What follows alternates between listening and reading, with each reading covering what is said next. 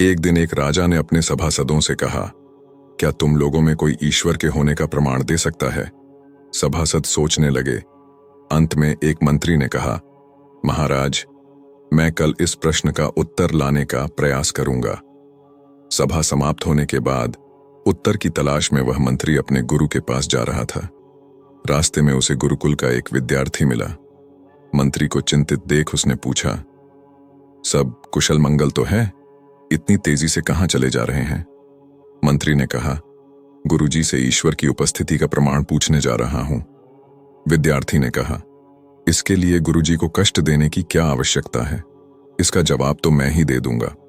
अगले दिन मंत्री उस विद्यार्थी को लेकर राजसभा में उपस्थित हुआ और बोला, महाराज, यह विद्यार्थी आपके प्रश्न का उत्तर देगा।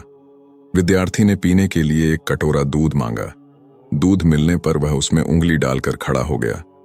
थोड़ी थोड़ी देर में वह उंगली निकालकर कुछ देखता, फिर उसे कटोरे में उंगली डालकर खड़ा हो जाता। जब काफी देर हो गई तो राजा नाराज होकर बोला, दूध पीते क्यों नहीं? उसमें उंगली डालकर क्या देख रहे हो? विद्यार्थी ने कहा, सुना है दूध में मक्खन होता है, वही खोज रहा हूं। राजा ने कहा, क्या इतना भी नहीं जानते कि दूध उबालकर उसे मंथन से मक्खन मिलता है? विद्यार्थी ने मुस्कुराकर कहा, हे राजन, इसी तरह संसार में ईश्वर चारों ओर व्याप्त है, लेकिन वह मक्खन की भांति अदृश्य है, उसे तप से प्राप्त किया जाता है। राजा ने संतुष्ट होकर पूछा, अच्छा बताओ कि ईश्वर करता क्या है? विद्यार्थी ने प्रश्न किया, गुरु बनकर पूछ रहे हैं या शिष्य बनकर? राजा ने कहा, शिष्य बनकर। विद्यार्थी बोला, यह कौन सा आचरण है? शिष्य सिंहासन पर है और गुरु जमीन पर।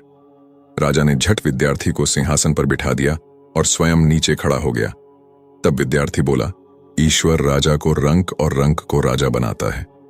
शिक्षा, ईश्वर की प्राप्ति केवल सच्ची श्रद्धा और भक्ति के द्वारा ही संभव है। अज्ञानी केवल तर्क वितर्क में समय व्यतीत करते हैं।